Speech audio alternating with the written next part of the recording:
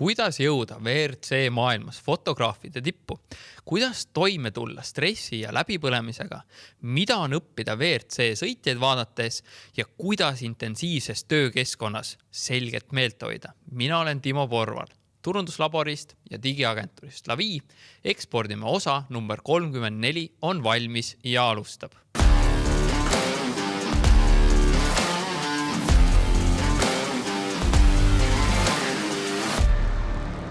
Enne veel, kui läheme saate juurde, siis tule otsi Facebookist üles grupp Ekspordime ning tule sinna liikmeks. Siis sa saad alati teada, kui uus osa ilmub.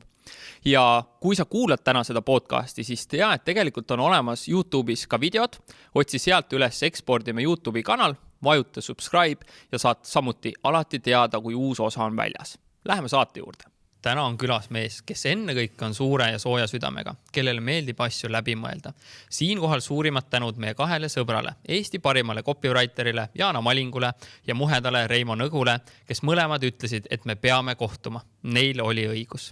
Ta on töötanud nii riigi kui erasektoris, keskkonna- ja maaeluministeeriumis ja nüüd ka riigi infosüsteemide ametis. Ta on ettevõtja alates 2014. aastast. Ja just sel aastal küsis ta ka Lavist veebilehe pakkumist. Müüa ma vist ei osanud ja tookord meil tööks ei läinud. Ta on pigem loov inimene. Seda ilmestab fakt, et ühte tema fotot tunnistati 2019. aastal autoralli maailmameistrivõistluste sarja maailma aasta parima fototiitliga. No ma ei tea, kellel kuulajatest selline uhke tiitel kodus ripuma. Tema töö on viinud teda maailma eri nurkadesse, kus ta on saanud praktiseerida oma keeleoskust. Reisimine on võimaldanud tal kogeda ja näha palju.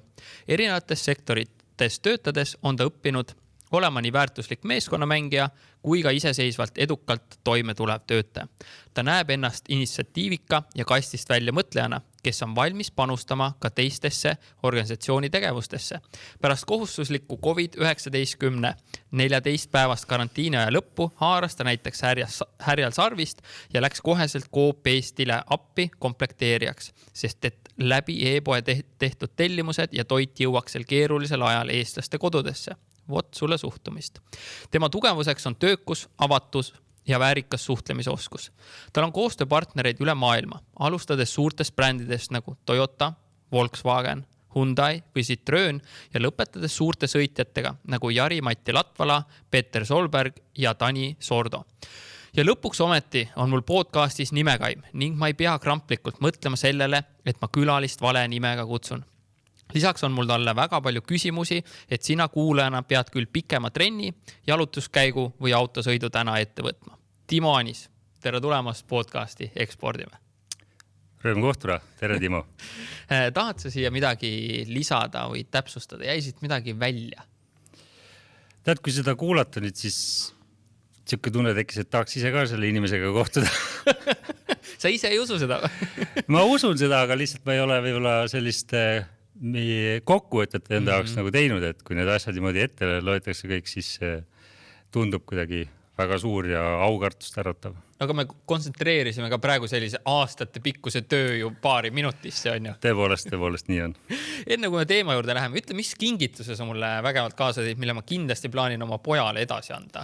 Ma võtsin kaasa selle aasta seinakalendri, mida me hea koostööpartneriga Taimer oleme aastast 2017 teinud ja siis kätkeb endas erinevaid fotosid eelmisest aastast autoralli MM-sarjast ja on siis nii-öelda kalender seinale detsembrist detsembrini ja esikaanel 2019. aasta maailmameistrid Ott Tänak ja Martin Järve. Vägev.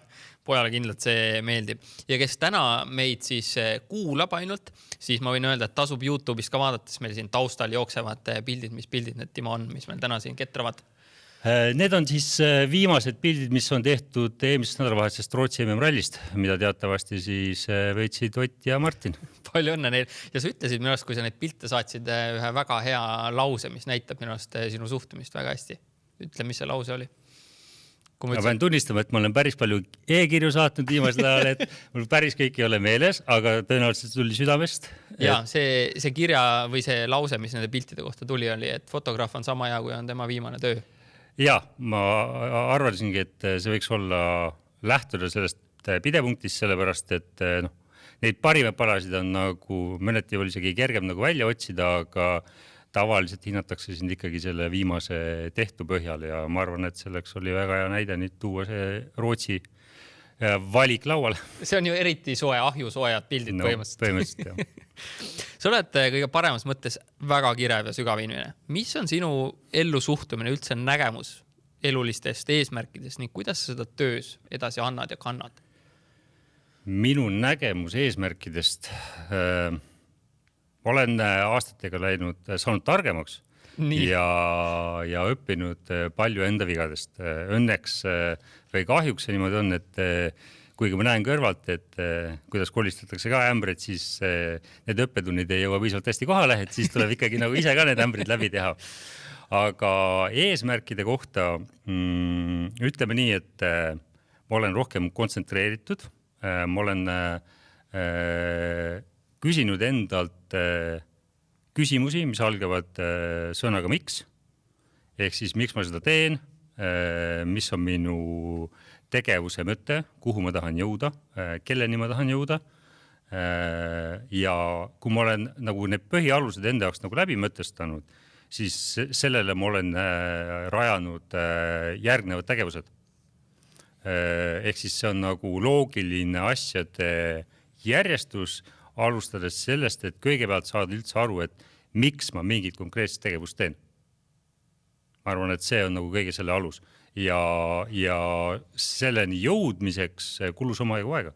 Et kindlasti see minu puhul ei juhtunud niivõrd kiiresti, et see oleks tulnud nagu, kuidas eesti keeles on see sõna, et iseenesestmõistetavana kohe pärast seda, kui ma hakkasin fotograafia tegelema, et siis mul oli suur pilt selge ja võtsin, et okei, nüüd ma lähen kohe maailma vallutama, eks ju. Et need asjad võtsid nagu aega, sest lisaks fotograafiale on mu elus ka muid tegevusi ja ma pidin kuidagi nagu leidma selle tasakaalu enda jaoks, et kuidas ma need asjad tööle panen, mida ma tahan igast konkreetsest teemast nagu saada ja kuhu sellega jõuda. Ja alates sellest hetkest ma ütleks, et kui ma hakkasin ettevõtlusega tegelema, siis mu suund oli selles suunas ikkagi, et pakkuda läbi mõtestatud tegevust enda klientidele, enda poolt ja pakkuda ja luua sellega konkreetset väärtust ja mitte seada nagu enda nii-öelda minapilti ja ego sellest kõrgemale. Mis see sinu miks täna nende fotode tegemise juures on, kui sa seda jagad? No täna ma tegelen fotograafiga sellepärast, et oma seda loomekirge rahuldada, mis on minu sees selgelt nagu olemas ja ma vajan nagu sellist väljundi võimalust selleks, et seda esile kutsuda ja seda realiseerida.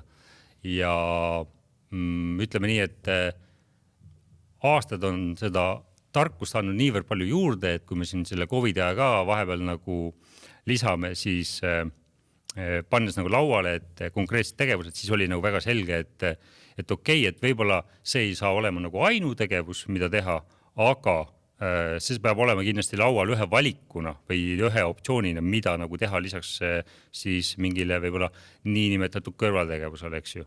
Et seal sellepärast on ka mul nagu portfellis lisaks siis teisi ameteid ja töökohti, nii-öelda, millega ma igapäevaselt tegelen.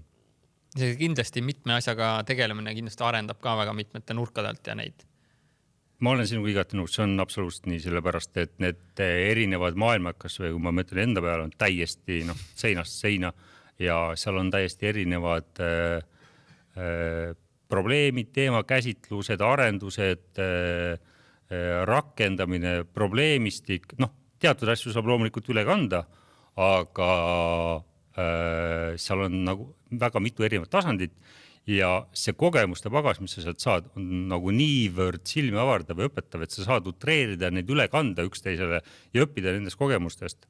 Ja taaskord, et mida rohkem teed, seda rohkem saad kogemusi ja sa targemaks saad. Nii see õppimine käib, on ju. Kuidas sa üldse fotograafiani jõudsid ja sealt selleni, et sa täna VRC-d pildistad? Et tavaliselt on see, et teeme mingit perepilti ja värki.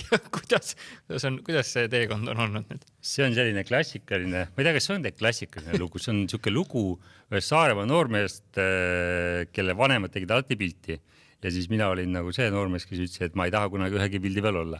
Ja siis mul kõik noorusjaaja pildid on sellised, kus ma olin väga kurja näoga või mul oli 2 silma kinni ja midagi sarnast ette.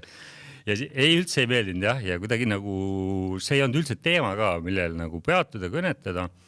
Aga siis kuidagi juhtus niimoodi, et ma läksin ülikooli ja siis ema uskas mulle kaasa mingi filmikaamera.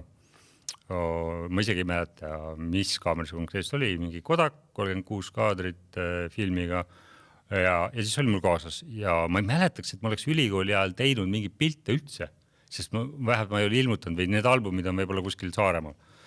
Aga ja siis kuidagi sattus niimoodi, et ma 2003 aasta EOS rallit läksin vaatama niimoodi, et sõbrad kutsusid, et kuule, lähen vaatama.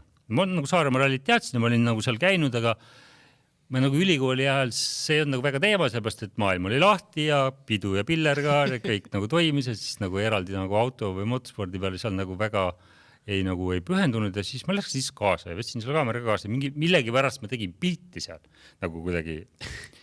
Ja siis tegin need pildid ära, eks ju, siis pärast ilmutasin need ära. Ma isegi mäleta, kus kohas vist. Ja siis endale tundus pärast, et päris äge vaata on ju. Ja siis pärast tagantjärgi muidugi vaata, et toisis kohutav. Aga siis selle hetkel oli see, et vau, et kuule, et see on siin või midagi olla. Ja siis ma kuidagi jõudsin selle teemani tagasi 2004, kui ma käisin ülikooli ajal jälle. Thank God for these 3 years. Sest need olid elu muutvad, eks. Ja siis käisin maasikid korjamas Iirimaal, et saada keelekooli ja elu näha natuke ja see muidugi lõppes sellega, et me farmeriga läksime tülli ja ma sain vahukoorega maasikaid põllu peale ja siis ütlesin, ma nüüd lähen. Ja siis sattusin Inglismaale külmhoonesse tööle, aga see on üks eraldi lugu. Aga siis ma ostsin sealt ühe esimese digikaamera, mis oli 4 megapiksline Olympus ja tolle ajal oli see mingi kolossaalne summa, ma mäletan mingi 450 eurot vist. Ja siis võtsin kaamera ja hakkasin lihtsalt nagu rohkem pilti tegema. Ja sest siis oli mugav ju. Seepärast, et kogu aeg oli digi ja vaata tegid pildi ja said alla laadida. Ja siis tulin Eestisse tagasi ja hakkasin, siis tekkis nagu mingi seltskond, kes hakkas nagu rallidel käima. Ja elasime kaasa seal siis mingid noortele Eesti sõitjatele. Tollel ajal siis oli meil isegi väike fänklubi. Tollel ajal võtsime pealt siis sellisele Eesti meister autorallis nagu Martin Rauam, tervitused Martinile siinkohal, kes meil oli isegi fänklubi eesmärk, et Martin Rauam 2008 aasta maailmameistriks, ma mäletan. Ja hakkasime käima, käisime erinevate võistlustel, siis ma tegin kogu aeg nagu pidevalt nagu pilti ka juurde. Ja see päädis nagu sellega, et 2006 aasta ühel Eesti meistrikate etapil, kuna need kaamerad olid siuksed, nagu nad olid tollel ajal, ja siis pidi ikkagi nagu suhteliselt lähedal seisma, sellepärast, et see suum ei kannatanud nagu väga digikriitikat ja see kõik oli nagu väga algeline. Ja mul ühel võistlusel sain nagu päris suure kiviga nii vastu pead, et pärast seda ma sain nagu, tuli teha 3 õmblust Lõuna-Eesti haiglas. Ja siis ma mõtlesin endamisi, et kuule, et need on 2 varianti, et kas sa lõpetad selle pulli ära või ostad normaalse kaamera, vaata, eks ju. Et siin varianti enam ei ole, et ega see pea nagu lõpmatult neid kive vastu ei võta ja halvemal juhul see võib lõppeda nagu väga traagiliselt, eks ole. Et nii palju mõistust noore mehel tollel hetkel oli, vaata. Ja siis ma otsustasin, et okei, et suunan oma tegevused sinna, et siis ostan suurema kaamera. Ja siis 2007 läksin ja tegin selle, mäletan, ostsin järelmaksuga veel Eesti kroonide ajal mingi 40,000+ krooni, esimene kaamera ja objektiiv ja tolle ajal see kolossaalne summa, eks. Ja siis mõtlesin, et nagu, et mis siis nüüd edasi saab, aga see oli siuke väike milestone, kus oli siuke elu muutab otsus. Ja sealt hakkasin nagu ennast kasvatama ja kasvatasin siis kuni 2013 lõpuni, kui otsustasin, et okei, et siis tuleb ettevõtjaks hakata. Vahepealne periood oli selline 10 000 tunni rätsepa töö tegemine. Et lihtsalt koguda kogemust, õppida, teha hästi palju vigu, teha veel rohkem vigu ja siis vaadata, et mis siis nagu juhtuma hakkab.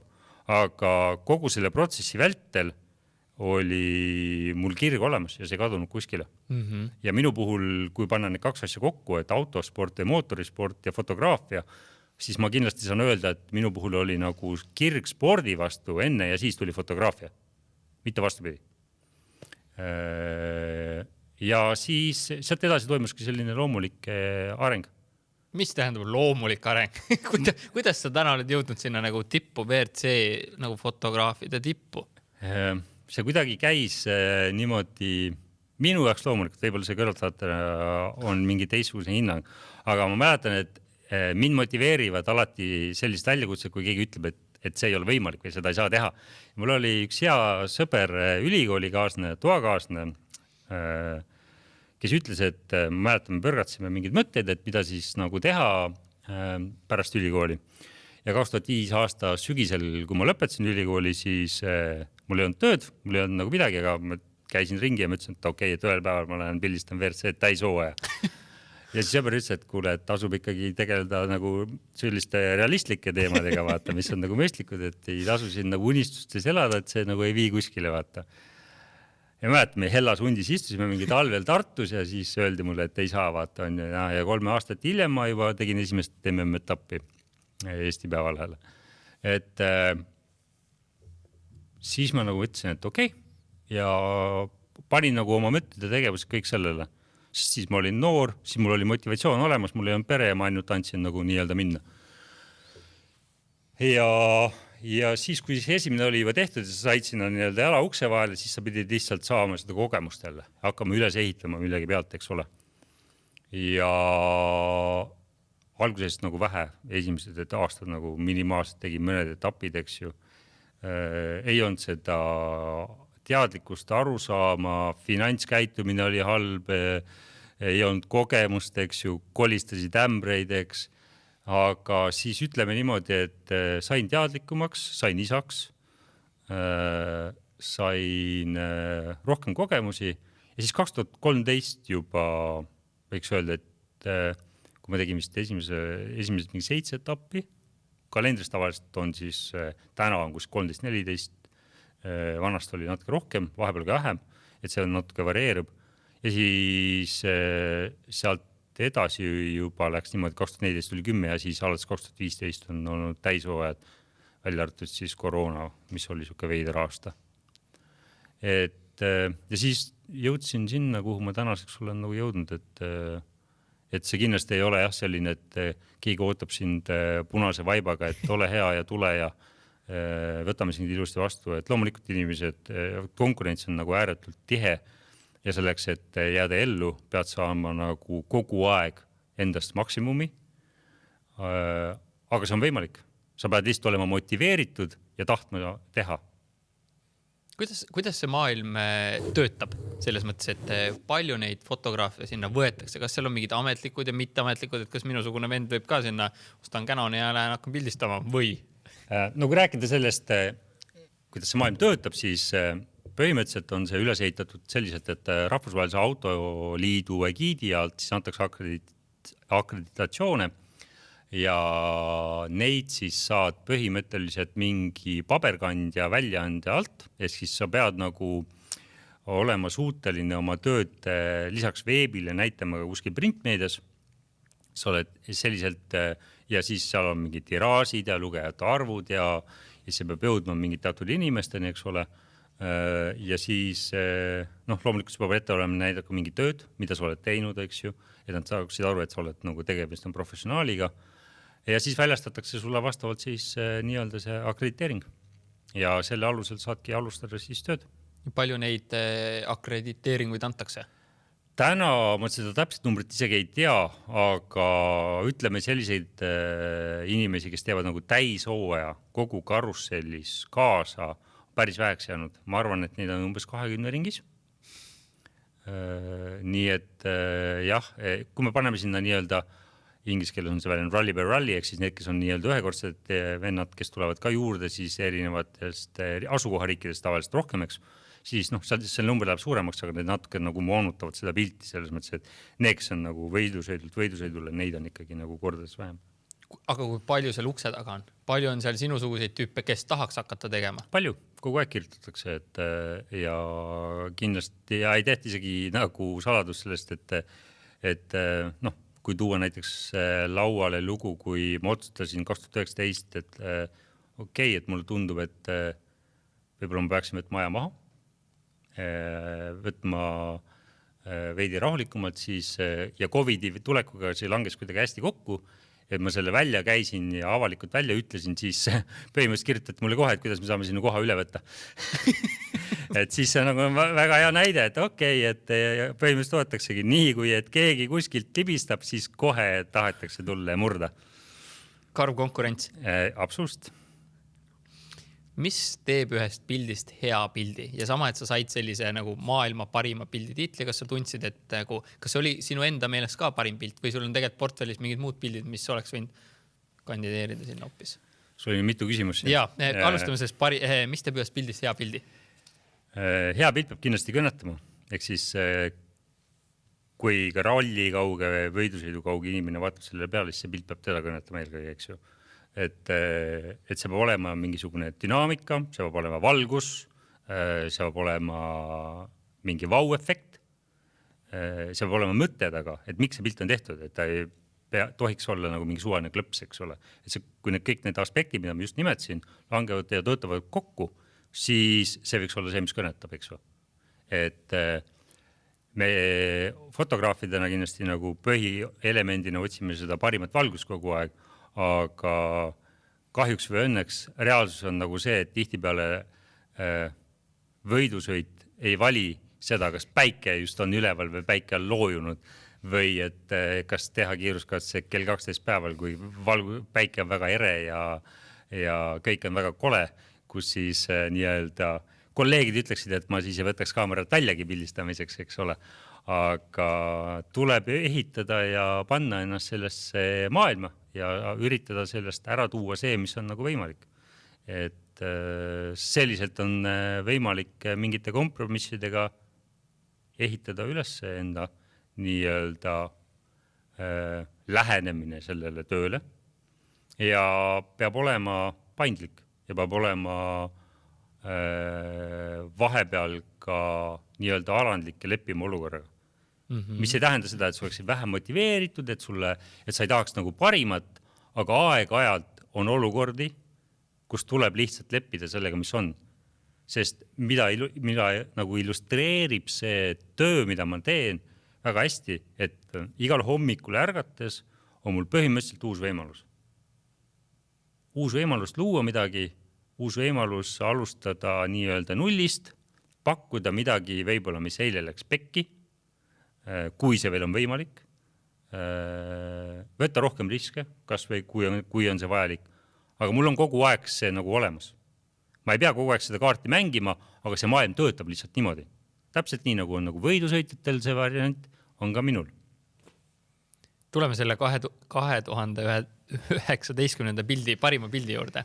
Kas see oli sinu enda arvates ka parim pilt? Ei, ma arvan, et see ei olnud nagu selles mõttes kõige nagu vau-efektisem, aga ta võttis väga hästi kokku see, mis ralli nagu on ja kui ta võiks nagu suvalise inimesele tänavalt nagu ette näidata, siis ta näitas väga hästi selle spordi ilu ja ma arvan, et selles mõttes võit oli märkimisväärne ja mõneti ka nii-öelda andis selle spordist väga hea nii-öelda illustratiivse kujutise. Mis seal pildil oli? Tegemist oli siis Sardiinia MM-ralli pildiga, kus Sebastian Ogier ja Julian Ingrassia ja pühapäeva hommikul ühel kiiruskatsel tolmupilves sõitsid oma Citroen WRC autoga. Kuidas käib ühe ralli pildistamise ettevalmistus ja kuidas sa neid etappe ja kiiruskatseid üldse planeerid? Jaa, köögi pool. See on selline, ütleme nii, et kui aastas on 13-14 etappi, siis päästikule vajutamine on selline 10%, eks ju, siis kogu see muu asi on seal juures. Aga tavaliselt me saame siis materjalid ja katsete kaardid ja meie keeles siis Media Safety Book ehk siis mis on selline nii-öelda fotograafidele spetsiaalselt tehtud selline raamat, kus on siis välja toodud korraldaja poolt ja arvestades nagu meie vajadusi, sellised huvitavamad kohad, eks. See kõik on suhteline. Sellest me alustame, vaatan üle, mida pakutakse, mis on ajakavad, kuidas oleks võimalik ajaliselt mingeid asju teha, kus ma pean kindlasti olema, mitu katset ma saan päevas teha, eks ole. Kas mingid asjad pean kindlasti kohe välistama, kus ma pean majutuse panema, no tavaliselt ma muidugi majutuse ja need asjad paneme kõik juba veel varem, aga mõnikord on niimoodi, et avamine on ühes linnas ja siis katsed on sealt 250 kilomeetrit ja siis ma pean nagu mõtlema seda, et kas ma magan täna seal või ma magan täna kuskil keskel. Ehk et seal on alati vaja neid tasakaalupunkte otsida, sest 250 kilomeetrit tähendab kuskil 3-4 tundi ajalist nihet, eks, kas ma võtan selle hommikul, ma võtan selle õhtul, eks ole, et seal on nagu valikute koht. Ja töötan kogu selle materjali läbi, siis lähen kohale ja siis hakkan katsetega tutvuma ja me kutsume seda rekeks nii-öelda, ehk siis recognitions, mis on siis inglise keeles sõna, mis on siis rajaga tutvumine, eks ju, täpselt nii nagu seda teevad võidusõitjad. Ja põhimõtteliselt sõidame siis kõik kiiruskatsed läbi, aga erinevalt võidusõitjatest me ei koostanud legendi, vaid me teeme nii-öelda legendi enda jaoks, ehk siis fotograafide jaoks, mis minu jaoks on mingil katsel huvitav koht, kuidas ma sinna ligi pääsen, kas ma sinna ligi pääsen, et seda üles pildistada. Tihtipeale kõik huvitavamad kohad ei saa üles pildistatud, sest see ei ole füüsiliselt võimalik sinna jõuda, sest ma ei saa kasutada kas helikopterit või kuuma õhupalli või ma lihtsalt ei suuda käia 10 kilomeetrit 35 kraadises kuumuses või -30-ses lumeseks. Aga täpselt seesama kompromissi koht, eks ole. Ja üritan siis pärast, kui ma olen katsed kõik läbi sõitnud, tutvunud, mis võtab olenevalt nagu võidusõidust päris, võib võtta 1-2 päeva aega, aga võib võtta ka pikemalt, sest kohati on see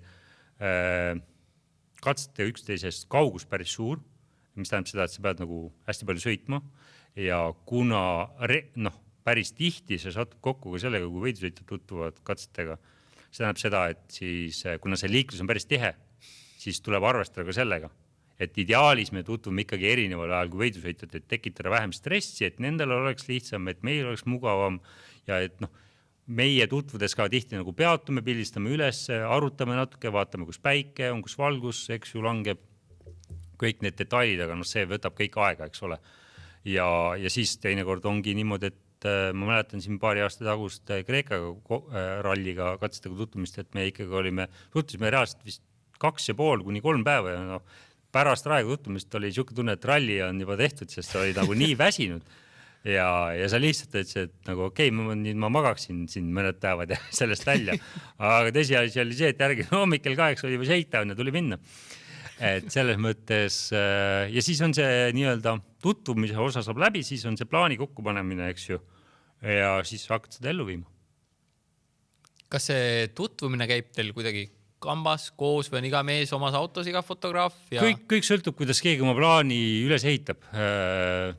Ma tavaliselt olen teinud seda lähenemist selliselt, et me olen oma kolleegidega koos, 1 või 2 sõltub sellest, kuidas on läbisaamine, kuidas inimesed omavahel kombainivad, just sellepärast, et hoida kokku kulusid, hoida kokku, et oleks turvaline, et sest me satume ka riikidesse, kus on nagu üksinda liikluda ebaturvaline ja et oleks lihtsalt ka kellegi juttu rääkida teinekord ja oleks lihtsalt lõbus, sest päeva lõpuks on nagu see, et see peab olema fun. Ehk siis nii palju, et kui sa paned millessegi oma elus nii palju aega, raha, tahtmist, energiat, on ju, siis see peab lisaks sellele pakkuma sulle ka fun'i. Et kui seda ei paku, siis on nagu mõttetu sellega tegeleda. On sul olnud mingid hetki ka, et pagan viskaks lihtsalt selle fotograafi sinna võssi ära? Ja absoluutselt kindlasti on. Ja mu abikaasa kindlasti saab sellest rääkida palju lugusid, kus ma ikkagi helistan talle, ütlen, et kuule, mulle nüüd aitab, mul on kopp ees, ma enam ei taha. Miks ma siin olen? Aga siis korjad jälle oma 3 kopikat kokku ja järgmine hommik on davai, lähme neid teeme. Et muidugi on rasked hetki ja kõigil on need rasked hetki, ma arvan, et ma ei ole selles mõttes midagi ainulaast, et lihtsalt see ongi see, et kui see miks on nagu paigas, siis on ka lihtsalt nendest rasketest hetkedest nagu üle saada. Et juhtub mingid imeasju, mis ei ole üldse minust sõltuv, on ju. Sajab vihma 24 tundi järjest. ma ei tea, kaamera läheb katki, on ju, noh, markantne näide lihtsalt nagu, et näited illustreerivad seda, kui jaburad asjad võivad teinekord olla. Et üks aasta Mehhiko rallil oli siuke lugu, et mu kaamera tagune ekraan lakkas töötamast ja ma ei näinud enam seda pilti, mida ma tegin, sest tegu oli peegelkaameraga, ega pildi otsijast on võimalik nagu näha pilti, eks ju, välja siis, kui sa tegid seda.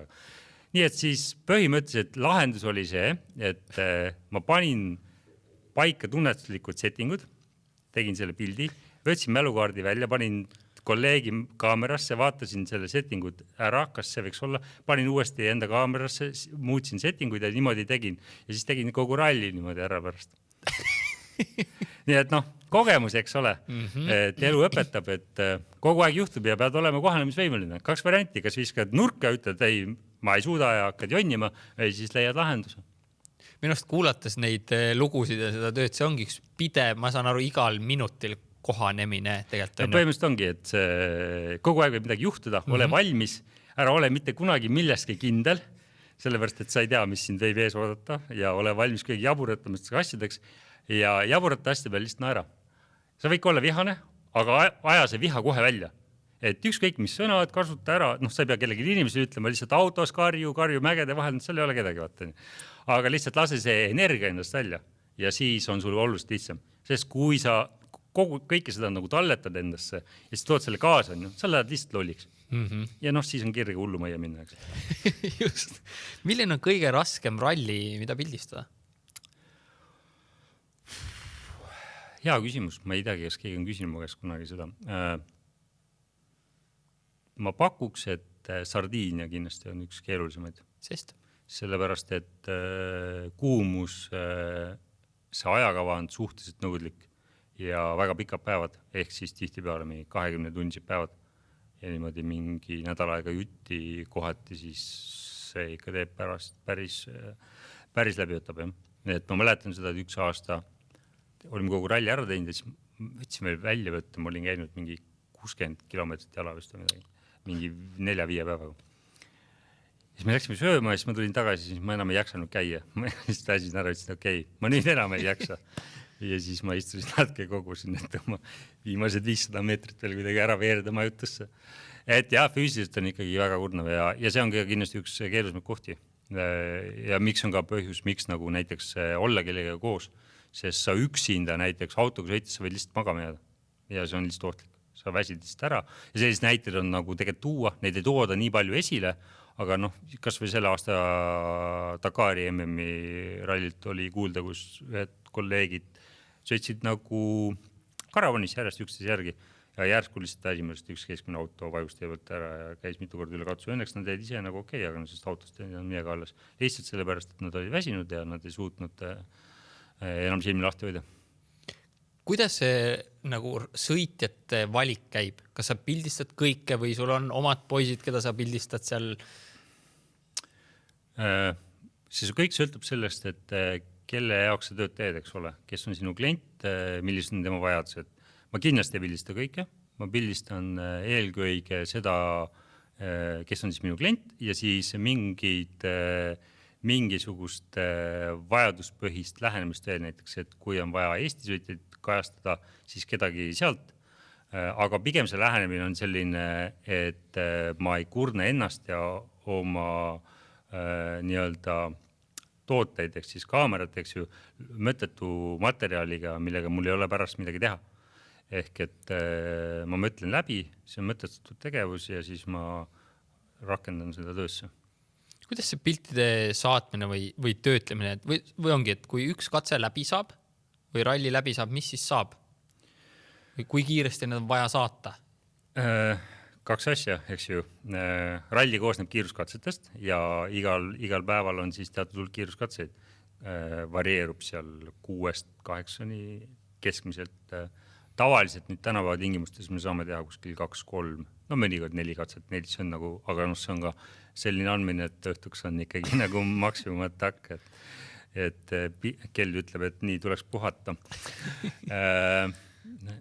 See siis tänu sellele digiajastule see on läinud nii kiireks, et põhimõtteliselt nii kui me saame valmis kiiruskatsed ära pildistatud. Istume autosse, et sõita siis järgmisse lokatsiooni, siis vastavalt sellele, kes sõidab, tema tegeleb sõitmisega, vaatame kaardid, asjad ära ja siis teine mees juba hakkab edima kõrval. Ja siis põhimõtteliselt samal ajal juba saadab ära ja siis vahetame, teeb teine ära, eks ju, ja see käibki päev otsa põhimõtteliselt. Ja siis jõuad hotelli ja siis on jälle, sul on edida, järgmiseks päevaks ettevalmistus ja siis läheb uuesti. Ehk siis põhimõtteliselt see on nagu peaaegu reaalajas. Seal on see nihe on nagu 1-2 tundi maksimaalselt heal juhul. Wow.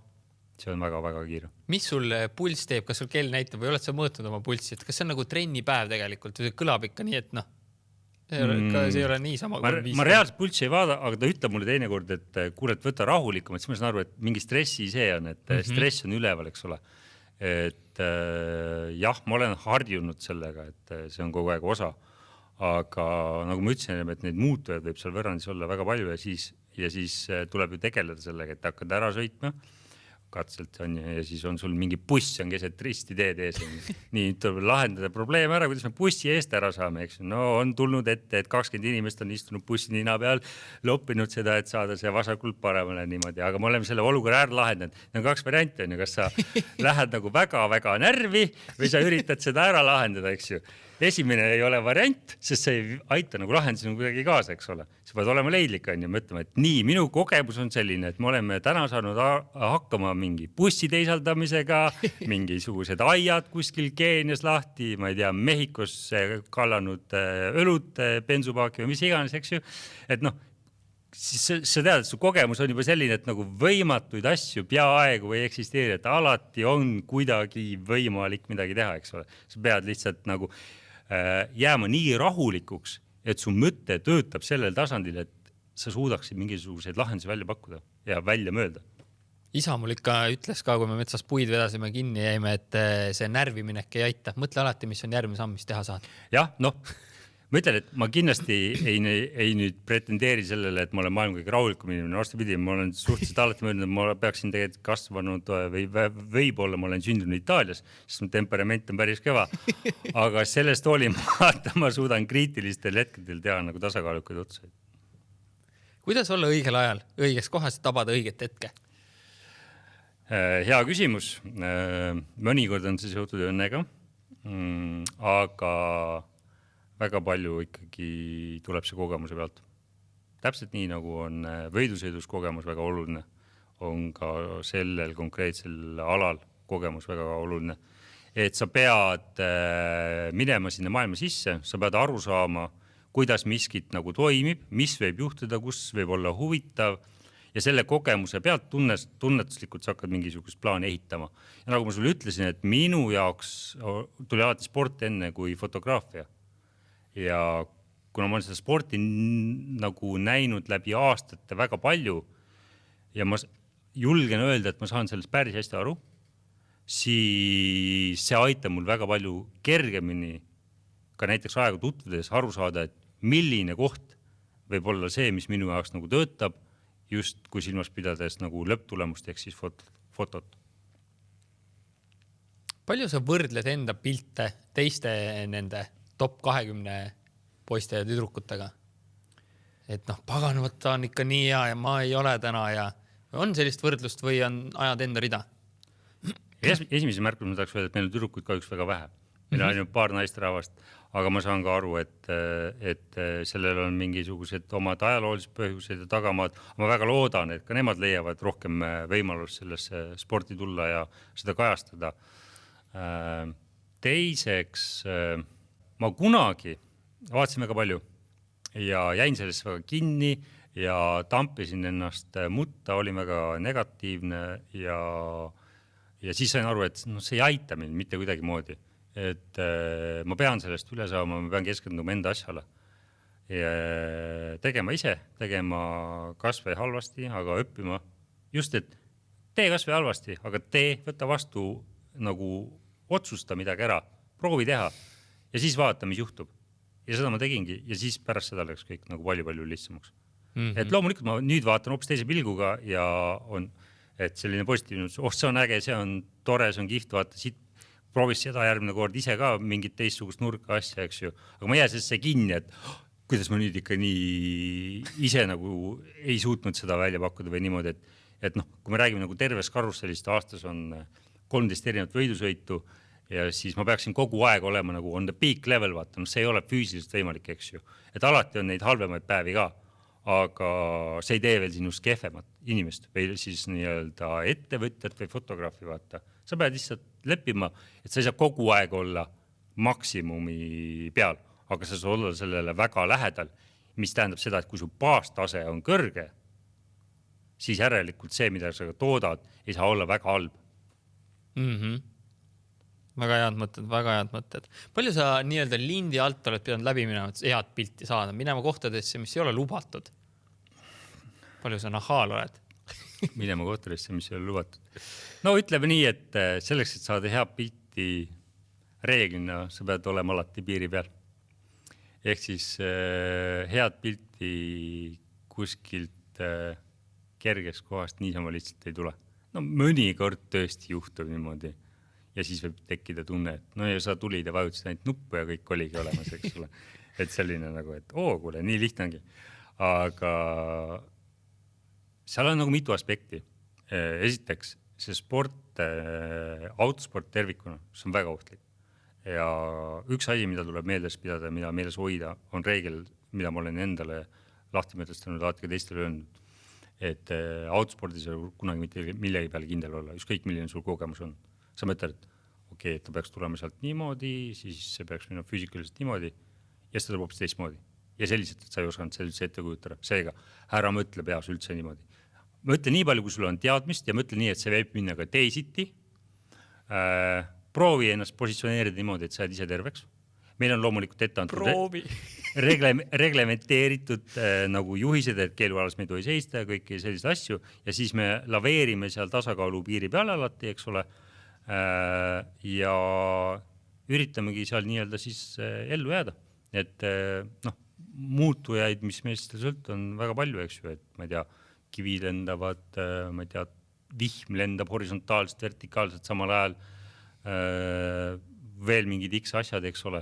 Aga noh, sa pead kuidagi ellu jääma, et mida ma lisaks olen veel teinud hästi palju praktikas ka on see, et mida ma soovitan teed oma kolleegidele ka alati, aga mind vaadatakse alati veits kahtlaselt, on see, et kui ma näen ka kuskil pealtvaatajad, kes on nagu kehvades kohtades seismas, eriti lastega, et siis et ma soovitan neil ikkagi muuta seda asukohta. Sellepärast, et noh, tihtipeale inimestel puudub see kogemus, et nad ei ole näinud neid asju, nad ei oska neid visualiseerida ette ja noh, pärast seda, kui midagi juhtub, on see juba tagantjärele tarkus lihtsalt. Enne kui me lähme küsimustega edasi, siis kui sa tunned, et sul oleks vaja väljaspoolt kedagi, kes aitaks su turunduse ja strateegiaga kaasa mõelda, leida üles need kohad, kus asju saab paremini teha, kuidas kliente juurde tuua, kuidas kliente paremini hoida, siis anna mulle sellest teada, sellepärast et igal kuul ma võtan ette ja aitan 2 klienti selliselt. Ma müün ühte oma siis päeva, kus ma lähen ettevõttesse või tulen sinu ettevõttesse sisse, hakkame hommikul 9 peale ja lõpetame kella 5 ja selle järel on meil selge tegevusplaan, kuidas ja mida paremini teha. Nii et kui sul on selline soov, siis kirjuta mulle timo@lavi.ee. Nüüd aga lähme podcasti juurde tagasi. Mis see sinu edu võti on olnud? Minu edu võti? Ma arvan, et minu edu võti põhineb väga palju sellest, et ma läksin kohe suhteliselt alguses maailma. Ma ei jäänud Eestisse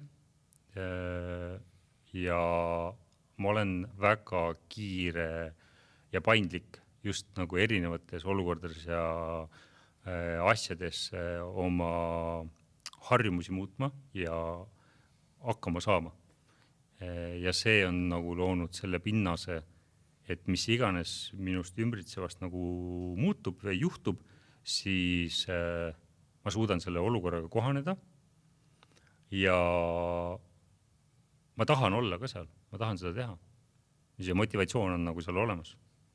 Et see tagab selle, et ma ei pea tegelema sellega, et miks ma seal olen, vaid ma saan keskenduda sellele, et mida ma tahan seal konkreetses valdkonnas ära teha. Kui mõni kuulaja või vaataja mõtleb, et võiks ka oma teenusega välja poole piire murda, siis mida sa soovitaksid? See muidugi kõik sõltub tootest ja teenusest, aga... No absoluutselt, et mina olen alati ise püüdnud mõelda suurelt ja nagu ma enne ka näitlikult tõin, siis kohati mulle öeldi, et liiga suurelt, aga ma arvan, et liiga suurelt tunnistada ei ole kunagi halb. Et paneme parem nagu maksimumatakk ja siis vaatame, mis välja tuleb, eks ole. Just. Ja kindlasti tuleb rohkem välja kui minimaalselt mõeldes. Ma soovitaks mõelda enne rohkem ja siis teha. Et ma võib-olla seda ei soovitaks, et minna kohe ja üritada maailma vallutada. Et võib-olla nagu tüki kaupa, nagu agiilselt. Et natuke teen selle minimaalse, siis lähen edasi, õpin ja kohanen kogu aeg sellega. Ja selle sama käigus rakendan seda teadmist ka, mida ma saan. Sellepärast, et siis ma ajas saan juba muutuda, mul tuleb palju rohkem seda väärtuslikku teadmist ka. Ja oma tegevusele, kui ma olen juba nii hea, et ma saan omada klienti või mul on mingi partner, eks ole, siis ma küsin kogu tagasisidet ka. Ja ma saaks seda sisendit, mida veel paremini teha. Et kuhu areneda, mis on minu teenuses vale, kuidas ma saaksin sulle pakkuda rohkem väärtust. Sest ma ei saa unustada seda ära, et kui ma teen kellegiga koostööd ja ma teen kellegile tööd, siis ma pean mõtlema, kuidas ma saan oma kliendile kasulik olla, milline on tema vajadus, kuidas ma saan seda kommunikeerida, ära häbene seda küsida. Küsi, mis on see, mis saab juhtuda kõige hullem? Ta ütleb sulle, kuule, me oleme väga rahul, aga kas sa saaksid seda ja seda asja veel teha? Proovime seda nurka. Ja voila, täiesti uued võimalused, täiesti uus maailma. Sul tulevad uued kliendid, siis vaatavad, vau, kuule, te tegite seda asja, ma tahaks ise ka seda proovida. Teeme. Kas mäletad mingit tagasisidet, mida sa said niimoodi ja sul oli nagu, vau, nüüd toimus mu arengus küll hüppe tänu sellele, et ma selle teada sain? Sellest kliendi vaatekohast. Ma mäletan seda, et ma olin alguses, kui ma alustasin ettevõtte, ma olin väga kärsitu. Ja ma mõtlesin, et kui ma kohe ei saa oma päringutele vastuseid, et siis on maailm läbivad. Et inimesed peavad kohe vastama. Ma mõtlesin, et kogu maailm tiirlebki minu ümber, vaata. Ei olegi nii või? Et kohe, et kui mina midagi välja saadan, siis kohe poisid peavad vastama. Ja siis, kui ma sain aru, et see nii ei ole ja anna aega ja panusta rohkem sellele, et mis on sinu väärtuspakkumine ja mis on tunne oma klienti nii-öelda detaili, siis sealt käis see nõks ära. Ja kui ma keskendusin sellele, kes on minu klient ja oli meil omavaheline aus suhtlemine ja ma selgitasin välja kõik detailid pre-shoot nii-öelda, ehk siis enne seda, kui me hakkasime üldse midagi nagu päriselt koos tegema, oli õhkond palju rahulikum, oli kõigil selge pilt ja vajadus aru saa, mida, miks ja kuidas me nagu teeme ja tulemus oli absoluutselt parem. Mingid küsimus ka. Mis see sinu väärtuspakkumine on võrreldes teiste fotograafidega? Mulle siit kõrvalt vaadast tundub, teete kõik ühesuguseid ägedaid pilte.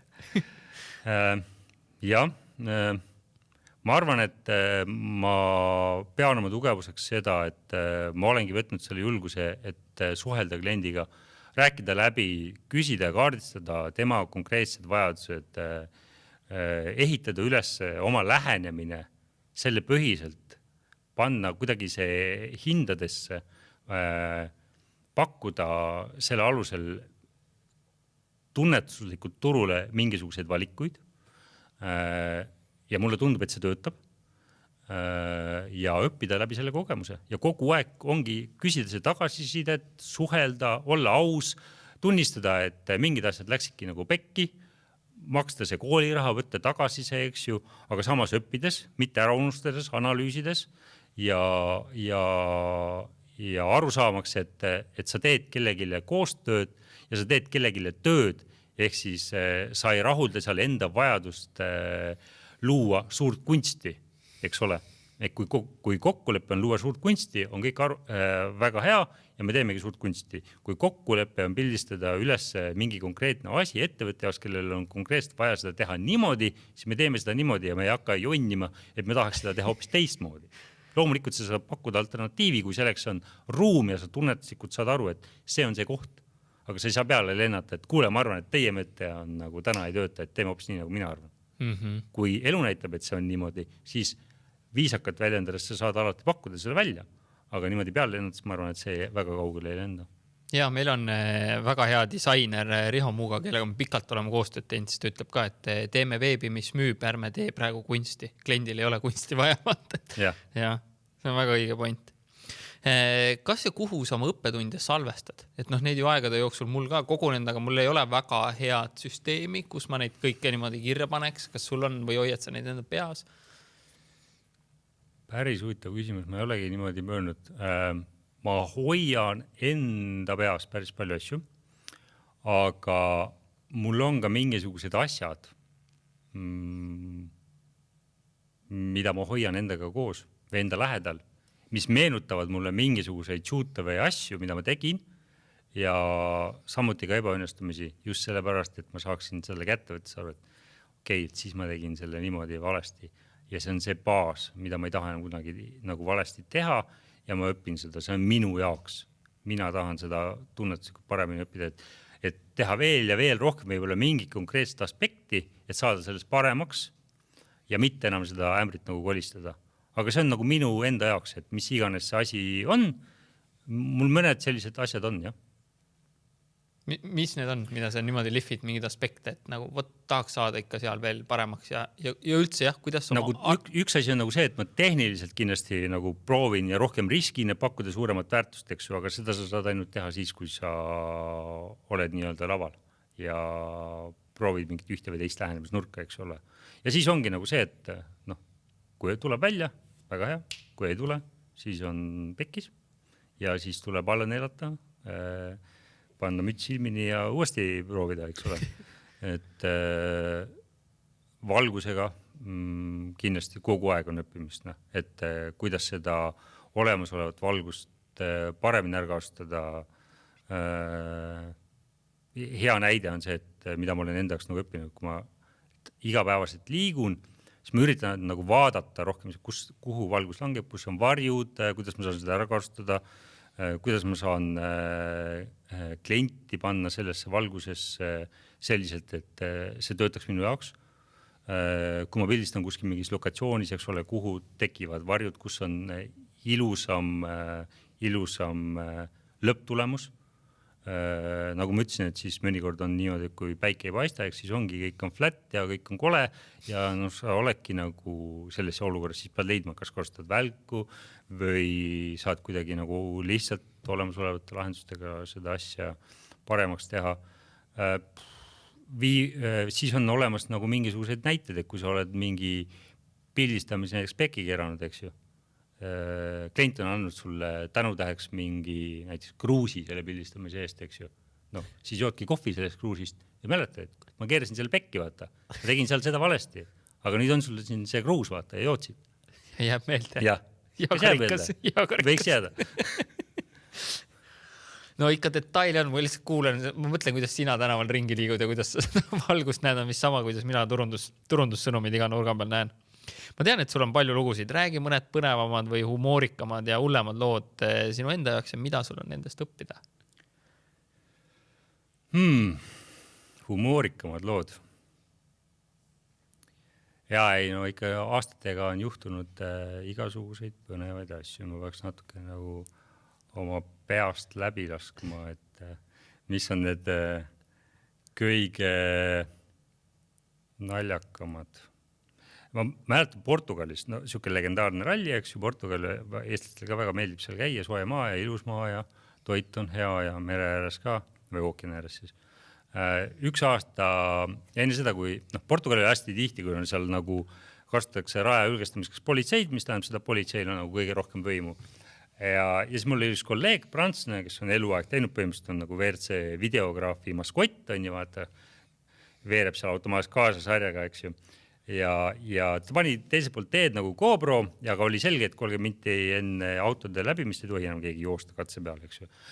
No ja politsei ei saanud sellest aru, loomulikult inglise keelt rääkinud on ju, ja siis ta üritas muudkui seal talle selgitada, et kuule, ma pean minema üle teed, see GoPro on nagu sisse lülitada ja siis tagasi tulema on ja see lõppes sellega, et ta läks ja lülitas selle sisse, siis tuli politsei, kes ütles, okei, me paneme sul nüüd käed arreteerime su käed, eks ju, paneme sind arresti raudu. ja siis ma mäletan, ma 20 minti siis veensin seda politseid, et ta ikkagi seda ei teeks, on ju, kõik rahvas portugalsed karjuvad, kõik elu käib, eks ole, noh, õnneks lõppes sellega, et prantslane ei saanud aresti, eks ju, pärast tegi mulle õlle välja, õnneks seekord lahenes hästi. Mis on nagu, võib-olla nõuavad sellist paindlikkust on nagu see, et kui tihtipeale on nagu kuskil mingid ummikud, siis on see nii-öelda see kaartide tutvumine. Ehk siis, et hakkad vaatama, et okei, meil on ummik 3 kilomeetrit ja siis hakkad vaatama, kas kuskilt läheb veel mõni tee, kullega ma saan neid nagu maha lõigata. Ja Soome on alati siuke, sest Soomes on neid teid nagu tohutult palju.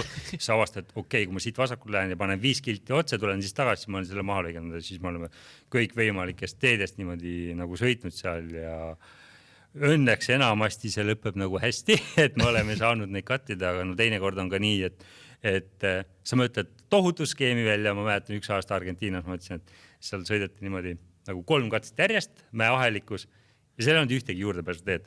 Ehk siis sa tulid, sa said peale ja maha siis stardist ja maha ainult finišist, eks ole. Ja ma mõtlesin, et okei, aga see aasta ma teen niimoodi, et ma lähen stardist tagasi. Ehk siis väga kaval, nii kui esimene katse lõpeb, nii läheme kohe tagasi. Panin käigus ilma, sõitsime 500 meetrit ja seisime 4 tundi. Sest kõik olid juba ummikus ja midagi ei olnudki teha. Kleebi ei olnud, midagi ei olnud, istusime 4 tundi ummikus. Et noh, vaata, ükskõik kui tark sa proovid teinekord olla, elul on omad keerkäigud. Ma kujutan ette, et sellises nagu stressirikkas nagu töökeskkonnas see läbipõlemine on väga lihtne tulema. Kuidas sa ennast hoiad, mis märke tasub märgata, et ükstas kõik, kas müügijuhid või juhid, turundajad samamoodi tegelikult igapäevases võib-olla töösituatsioonis samamoodi stress laes, et kuidas hoida? Väga hea küsimus selles mõttes, et sa pead kuidagi leidma selle sisemise tasakaalu. Seal ei ole mingit teist võimalust, et see tasakaal, rahulikuks jäämine ja väga hea kontsentreerumisvõime. Ehk siis lihtsalt illustreerib näide, et kui sa töötad kuskil, kus sind ümbritsevad kümned ja kümned inimesed, kes kogu aeg sigivad, kes räägib telefoniga, kes klöbistab arvuti taga, kes räägib kolleegiga, kogu aeg käib mingisugune vibratsioon ja sa pead samal ajal töötlema pilti ja sul on aega 20 minutit ja sa tead, et tähtajad, kõik jutud, eks ole. No sul ei ole aega seal, et ma nüüd see segab mind või see detail segab mind, sa pead nagu tegema kogu aeg seda. Ja ma arvan, et ma olen õppinud seal selle tasakaalu leidma, et ma suudan nagu väga minna oma maailma ja olla ainult seal ja keskenduda sellele ühele asjale. Ainult teha seda. Ja mõnikord ma panen ka tahtlikult nagu klapid pähe veel, et siis ma veel paremini oleks isoleeritud, eks ju. Sest ma tean, et mul ei ole varianti, ma ei saa praegu rääkida, ma ei taha kellegagi rääkida, ma lihtsalt pean seda tegema. Sa lähed sellesse detaili sisse ja üritad seal teha seda, mida sul konkreetselt just hetkel on vaja teha. Ja ma olen seda väga palju kasutanud ka mujal elus. Raamatu lugemisel mul on olnud alati raskus, mul on vaja seda rahulikku keskkonda, seal mul on natuke raskem, et ma ei suuda lugeda nii... Rallile sa raamatuid ei loe? Ma loen aga õhtul hotellis võib-olla, aga mitte nii palju. Aga kui ma nagu toon selle üle, et kui see sakimine ümber minu on, et siis mul on see oskus päris hea. Ja seda igapäevasest absoluutselt ma saan ka kasutada. Et ma saan, isegi kui mul on kontoris 11 kolleegi, kes tegelevad miljoni erineva asjaga, siis ma suudan minna sellesse oma mulli ja olla seal ja teha seda oma asja. Kas sa oled harjutanud seda või see on ühel hetkel kuidagi tuli, see on väga suur fookus?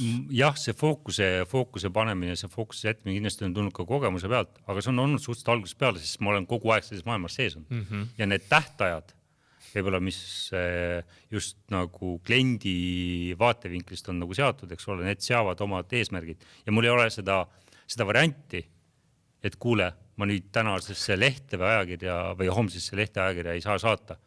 Et kui ma võtan nüüd kokku selle pressi poole, siis kui ma õigesti mäletan, üks kord ainult selle aja jooksul on mul jäänud saatmata pilt järgmise päeva lehte ja see oli sellepärast, et me olime Portugalis ummikus, kus oli üks auto enne meid katse kinni pannud ja sealt ei olnud võimalik mööda lihtsalt saada.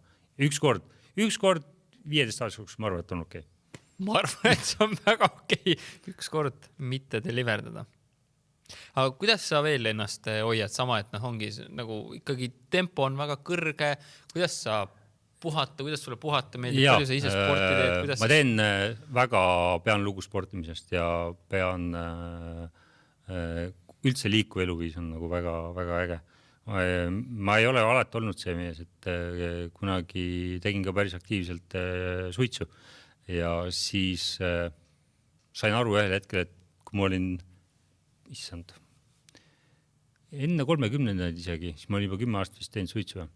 Ja siis ma sain trepist minnes aru, et võtab hingeldama. Et kurat, midagi on vaja muuta, et nii noor mees ei saa ikkagi nagu niimoodi olla, vaata. Ja siis jätsin Saksamaa ühel etapil lihtsalt niimoodi päeva pealt ja nüüd on sellest juba varsti 10 aastat. Väga tubli. Ja siis, isegi siis, kui mind ümbritsesid mingid inimesed, alguses oli keeruline, eks ju.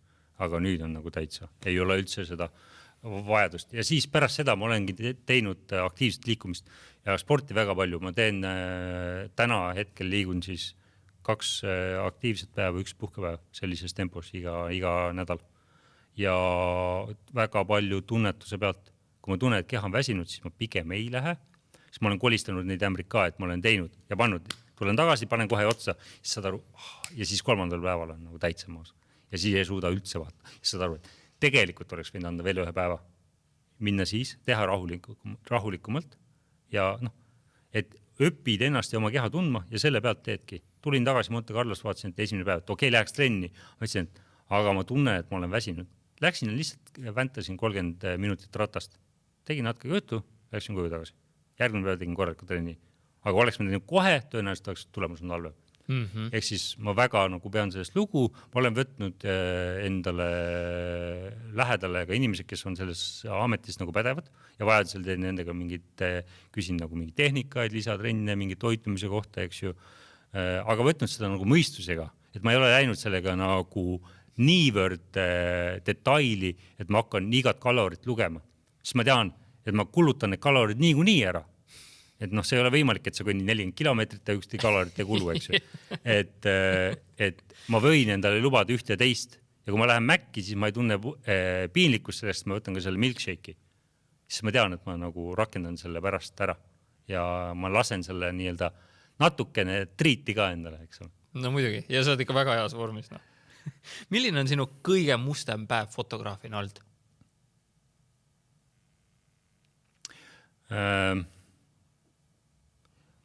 8 aastat tagasi Rootsi MM-rallil üks kolleeg, kellega ma olen päris omajagu aastaid koos teinud rallit, sai pihta autoga.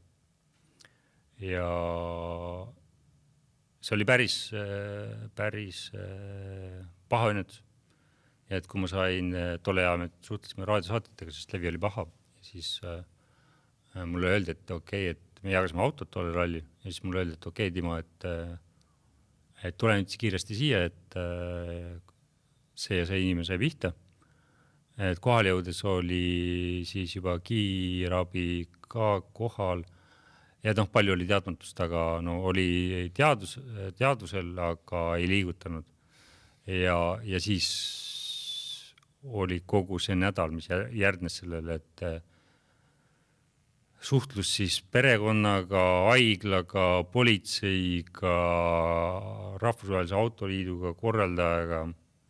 No see oli ikka metsik challenge. Aga kõige hämmastav, mis ma nagu tagantjärgi mõelnud, et okei, et jumal tänatud, et lõppkokkuvõttes ta sai terveks. Me viskasime isegi selle üle eelmisel nädalal nalja. Ja võib-olla lihtsalt mõistusega, võib-olla kõik ei ole nii ja korras. Aga et kui me nagu selle aspekti kõrvale paneme, siis ka see aspekt, et ma saan veel oma nagu töö tehtud selle kõrval kogu selle nädala, siis see oli ikka crazy. Aga just nagu need hetked nagu defineerivad seda, et kas see töö, sa saad aru, et see töö, mida sa teed, on alati riskiga. Sa kogu aeg ei mõtle selle peale, aga sa tead, et see on kogu aeg selle olemas. Ja see võib ka minna väga-väga halvasti. Õnneks seekord läks nii hästi, et see mees täna on nagu tagasi rajääris ja pildistab. Aga see oleks minna, seal oli väga vähe puudu, et see oleks võinud ka minna halvasti. Ja see oli, jah, mõnetis oli nagu halbade asjade kokkulangemus, aga see oli ka väga see, et ära kunagi ole milleski kindel. Et see võib minna nagu nii kiiresti, et sul ei ole mingit reageerimisaega. Mille üle sa tööalaselt kõige uhkem oled? Kõige uhkem olen selle üle, et ma olen leidnud endas motivatsiooni ja sisemist tasakaalu teha seda tööd tänase päevani selliselt, et mul koju naastes on sisemiselt täielik rahulolu tunne ja mulle meeldib, mida ma teen. Põhimõtteliselt, kui ma nagu tulin, jaudutasin Rootsi lennujaamas, siis oli niisugune tunne, et tahaks tantsida. Sest emotsioon oli nii hea, et kui sa vaatad lõpuks peale sellele, et mida sa tegid, kuidas see välja tuli, jah, loomulikult alati saab parem, no kõike saab, detaili saab nagu lihvida lõpmatuseni, aga kui ma panen selle nagu sellesse keskkonda, kuidas ma ja kus ma seda nagu tegin ja see, mida ma sealt ära tõin, siis ma saan aru, et tegelikult ma nagu deliverdasin ja ma suutsin pakkuda väärtust. Ja kui ma saan seda tagasisidet kui oma klientidelt, siis järelikult ma pean tegema midagi õigesti. Ja see annab sisemiselt sellist mõnusat motivatsiooni ja kikki, et kuule, davai, teeme. No väga kuulata. Teeme ühe põikega Riigi Infosüsteemide Ametisse ja sinu tootejuhi positsioonile. Kuidas luua ühte head toodet ja kuidas seda asja juhtida üldse? Väga palju ma olen õppinud selle paari aasta jooksul, sest minu minek IT-sse oli täpselt selline, et mulle tundus see huvitav, oli COVID, töössin kaste, panin puuvilju ühes kohast teise, mõtlesin, et saaks autoliisingu ja elatusraha lapsele ära maksta, aga mul ei olnud rohkem väärtust ja ma juba nõjatasin abikaasa toele, eks ole. Ja mul oli vaja leida mingi lahendus ja siis ma kirjutasin neile ja ütlesin, et kuulge, et ma tahaks tulla praktikale ja kutsutigi, anti võimalus vastu, nii et tule, aga point oli nagu seal selles, et võta ise aktiivsuseks ju, et kui see küsija on alati vastu ei, okei, ma otsustasin küsida, mis siis juhtub, eks ju, nad võivad öelda ei, aga nad võivad öelda ka jaa, sain positiivse vastuse, tegin paar kuud praktikat, öeldi, et davai, siin on leping. Tehti tööpakkumine, võtsin vastu, ütlesin, et okei, nüüd sa tootejuht. Vau, tootejuht, täitsa pekkis. Hakkame ehitama. Nii.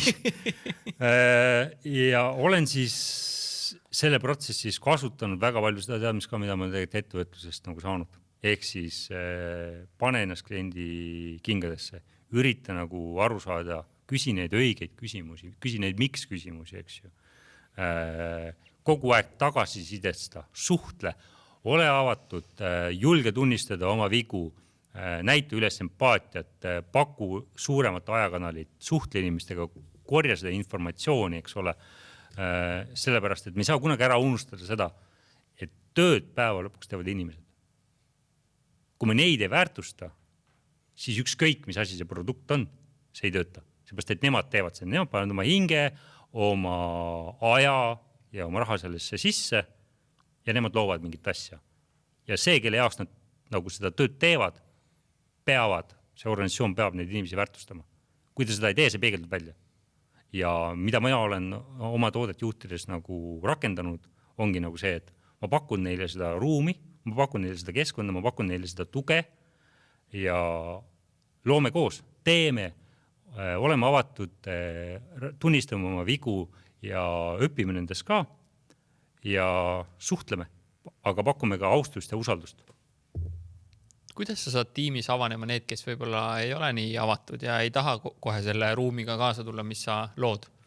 Ma olen aru saanud, et kui sa annad inimestele aega ja sa ei lenda nendele peale, siis ikkagi vaikselt, kui su sõnadel on väärtus ka taga ja teod tulevad kaasa, siis inimesed avanevad ka.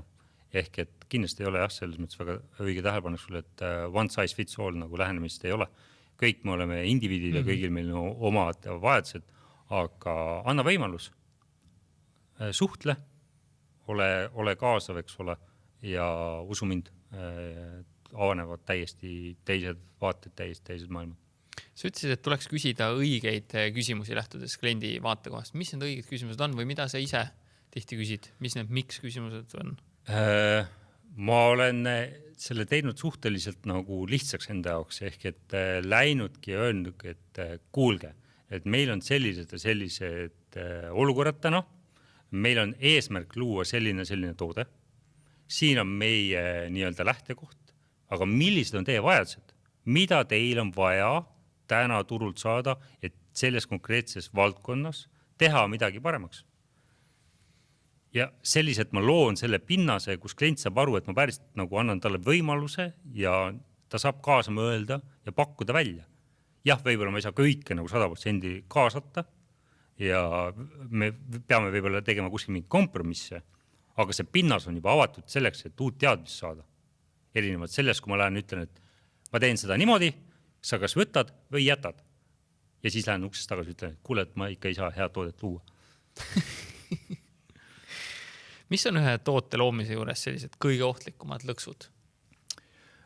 Kõige ohtlikumad lõksud on kindlasti mõneti seotud sellega, mis on toete eripärad, et mis on mingid detailid, sest teatavasti saatanud detailides, eks ole. Aga kui ma toon selle üle enda peale, siis kommunikatsioon kui selline on kindlasti väga-väga oluline. Ehk siis see inimeste vaheline suhtlus kriitilistel ja ka mittekriitilistel hetkedel, infovahetus, läbirääkimine, kuidas keegi näeb, mil moel ja need viisid ka, kas sa teed seda e-mailitsi, kas sa teed seda digikohtumiste näol Teamsis või kuskil mujal keskkonnas, eks ole, et sa lood selle ruumi, selle usalduse ja ka füüsiliselt kokkusaamides. See on nagu väga oluline ja me oleme tunnetuslikult seda väga palju ise kasutanud ja see on töötanud. Tagasidest seda retrodena me oleme aru saanud, et inimesed on toonud selle välja, et see on väga hea moodus, kuidas tunnetada, et sa oled osa sellest meeskonnast, et sinust hoolitakse ja et me saame olla avatud ruumis, kus meie arvamusi võetakse kuulda. Mis iganes on kas need tehnilised, mingisugused õiguslikud või siis hoopis tiimitunnetuslikud, eks ole, kuidas mingit konkreetset detaili paremaks teha. Aga sa lood selle pinnase, et ükskõik kes tunneb, et ta on selle tiimi liige ja ta tahab seal olla. Ta saab sellest aru, et mina küll vastutan päeva lõpuks võib-olla, kui kuskil nagu on vaja kellegi pea maha võtta, aga ta tunneb, et tema ka oli seal ja tema andis oma panuse ja talle anti võimalus oma oskusi realiseerida. Siis ma tahan, et ka nemad saaksid seda tunnetuslikult, seda vastutust kanda just sellepärast, et ta saaks uhkusega tagasi vaadata, et mina tegin seda asja ja näed oma lastele näidata, et ma olin selles osaline. Mitte me peaks nagu pead ära peitma, et meil tuli halvasti välja, et proovime järgmine uuesti. Mis nõu sa annaksid veel nende podcasti kuulajatele kaasa, kes tootega selle parendamisega peavad ja saavad tegeleda? Ma arvan, et kui rääkida nagu infotehnoloogilisest vaatevinklist ja kogu sellest arendusprotsessist ja agiilsusest, siis ma arvan, et tuleski olla julgem ja anda sellele agiilsusele rohkem võimalust, eriti nagu riigisektorist silmas pidades, et jah, me ei tea alati, kuhu me võime välja jõuda ja seal on ikka jälle tuleb ette muutujaid ja me peame kohanema, aga meil on palju suurem tõenäosus jõuda mingise parema tulemuseni kui selliselt, kui me kirjutame skripti ette ja siis saame aru poole pealt, et teem, fuck it. Ei tööta. Sa reisid nagu loom. Anna palun nippe. Reisi nippe. See on küll esimest korda, kui keegi on mulle öeldud, ma reisin nagu loom. Aga nagu hullult palju on see minu tagamõte. See on ka selline asi, et mul on päris palju nagu tuttavaid selles maailmas, kes on lõpetanud just selle töö või osalemise selles ringkonnas, sellepärast, et neil on reisimist saanud kõrini. Nad lihtsalt ei taha enam lennata, lennujaamades olla, veeta päevi, tunde, sõita punktist A, punkti B, autoga, lennukiga, bussiga, rongiga, millega iganes, eks ole, laevaga.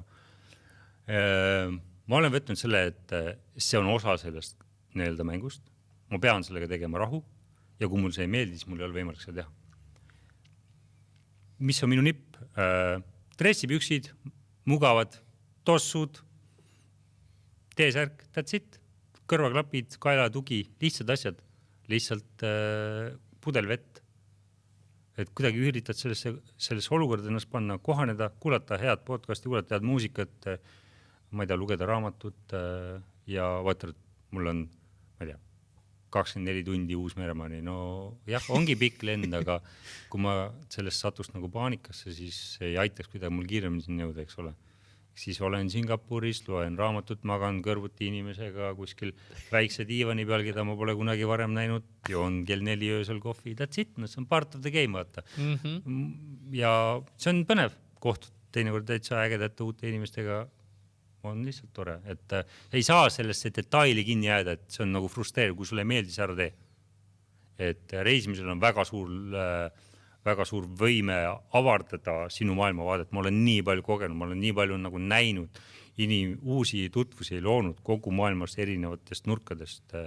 Tänaseks kõik kontinendid nagu läbi käinud, et super, et see annab nii palju võimalusi ja see annab mulle ka aru saama sellest esiteks, et Eesti turg on nii väike, et me siin kujutame ette, et me oleme küll tohutu suurel turul ja hakkame kohe maailma allutama, aga sõbrad, maailm on suur ja lai. Et lähme siit välja ja proovime siis ellu jääda. Ja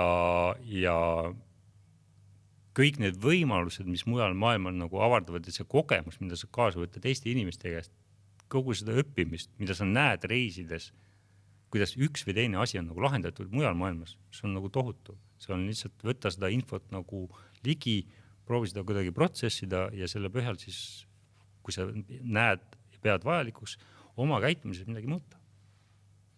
Kas sa mäletad mõnda reisi, mõnda riiki, mis sulle nii, et vau, kuhu ma nüüd sattunud olen või? Jaa. Minu esimene reis Aafrikasse, Keenias oli küll selline, aga positiivses mõttes. Et just, et kui me oleme nii harjunud siin, et meil on sellised tänapäevased vajadused ja lahendused erinevad asjade ja kõige muu näol, kus sa vaatad, et inimesed elavad väikestes vineeritükkides kokku pandud majades, mis on naeruväärselt väiksed, kus ei ole mingisuguseid elementaarseid tingimusi. Aga ta tuleb sulle vastu hommikul, esimene asjana ütleb sulle laia naeratusega, tere, kuidas sul läheb, eks ole, ja ta mõtleb seda. Sa mõtled seda, et nagu, et humaansus on siiski lootust, eks ole, ja paneb sind ka ümber hindama võib-olla seda, et tegelikult ei pea mingisuguse väikse detaili korval nokkima, kui see Eestist ei pole igal hommikul cappuccino't ei saa. Kaeraviimaga. Näiteks. Mulle väga meeldis kahetised tunded, see üks postitus või riil, mida sa Instagramis jagasid ühest poisist ka, kes too päev ei suutnud kilekotti müüa, kelle isa oli surnud, selline, ma arvan, et poiss oli 10, siis see oli ka endale ikka väga hea realitšek, et oot, Timo, minu päeval ei olnud täna nagu mitte midagi viga. Absoluutselt, et ja selliseid näiteid on nagu tuua ka teistes riikides, need natukene varieeruvad, eks ju, aga see, mida sa saad enda külgeselt võtta, ma ei tea, Argentiinaski näiteks, eks ju, et meie eurooplastena siin tuleme 2 kätt taskus hommikul kell 8 katseäärde, sööme veikut, vaatame katse ära, lähme koju, teeme mida iganes, eks ju. Argentiinas ühel aastal inimesed läksid juba kolmapäeval katseäärde, olid seal kuni pühapäevani, ootsid, et 2 korda auto sõidaks neist 3 sekundi jooksul mööda, eks ole. Et see on nagu see armastus selle spordi vastu, mis on see ground level nii-öelda. Ehk siis, kui see on nagu olemas vaata, et sa ei vaata ainult telefonis seda, et kõik oleks sul kätte saada või mugav, eks ju. Et sa päriselt oled seal, sa naudid seda, sa naudid ka seda kõrvaltegevust ja sa oled seal selle asja pärast, miks sa sinna läksid, siis see loob hoopis teise pinnas, et oleks päriselt väärtus. Kas sa pildistad ainult autosid või midagi muud ka? Tegelikult ma pildistan muid asju ka ja muid tegevusi, lihtsalt võib-olla see on selline kõige seksikam teema, millest ikka jälle tahetakse rääkida, eks ole. Aga ei, ma olen pildistanud ka erinevaid mingisuguse kommertse portreesid ja aitan ka abikaasal aeg-ajalt teha ka pulmasid. Ja see on väga põnev, mulle väga meeldib. Et on nagu, paneb rohkem proovile, olen teadlikult võtnud mingisugust õppimist enda jaoks, kuidas portreefotograafias paremaks saada, kuidas äriliselt pildistada ettevõtetele, nende erinevad vajaduse lahendusi interjöörist, eksterjöörist ja mis iganes, kuidas pakkuda erinevaid autopildistamisi ettevõtetele, kes Eestis ja maailmas tegutsevad, eks ole, et see ei pea olema kõik nagu autospordiga seotud. Aga noh, ütleme nii, et võidusõit on alati veidi nagu seksikam, eks ole. Ja see nagu paistab rohkem lihtsalt silma, et ma pigem olen üritanud hoida ja avardanud meelega uksi, et ühel hetkel, kui ma jään vanemaks ja võib-olla ei taha enam nii palju reisida, et ma saaksin ka seda tööd jätkata teisel tasandil ja teiste žanritega. No ja tegelikult ju ikkagi tuleks sind võtta portreed pildistama, siis ma saaks ka öelda, et mind on pildistanud sama mees, kes Ott Tänakut pildistab. No näiteks. Kuidas piltide kasutamisega sotsmeedias on, et kas iga pildi, mille fotograaf on teinud, peaks enda ka ära täägima? Ma olen tellimustööna konverentsi lasknud pildistada. Kuidas see lihtsalt see eetika ja kuidas õige ja hea on? Ja noh, selles mõttes, et kui ei ole kokku lepitud teisiti, siis ikkagi see on elementaarne, et fotoautor tuleks ära mainida. Neid lähenemisi lihtsalt on nagu erinevalt, et ma tean, et on olemas ka sellised lepingud, kus üritatakse nagu autoriõigust justkui ära võtta, aga seda tegelikult ei saa ära võtta, et autoriõigust on nagu igavene.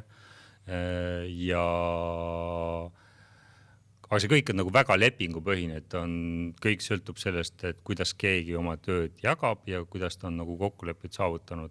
Reeglina on nagu see, et on igati okei ja väga minu meelest nagu mõistlik see loometegevuse autori ära mainida, sellepärast, et selle esiteks inimesed saavad teada, kellega on tegu. Teiseks, kui kliendil tekib vajadus ise sarnast lahendust saada, siis ta teab, kelle poole pöörduda. Väga otsene ja selge nii-öelda link, eks ole. Ja kolmandaks, see loob nagu selle usaldusliku pinnase ka, et nagu digiajastul on väga lihtne tänapäeval nagu neid pilte tõmmata. Võtan siit ja võtan sealt ja siis panen ja jagan oma stoorides, oma reelsides, kus iganes, eks ole. Aga mis siis sellel nagu looma inimesel sellest nagu see kasutegur jääb, eks ole.